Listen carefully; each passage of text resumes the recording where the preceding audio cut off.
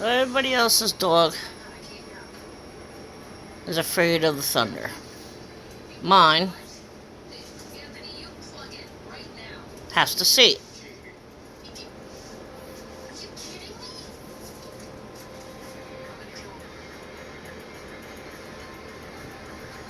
Needs to sit outside when it's thunder and lightning out. And fireworks.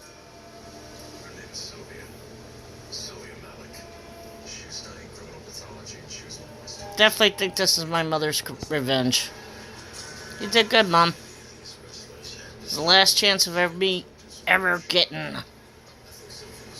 a child like me. And I got it in 4 legs.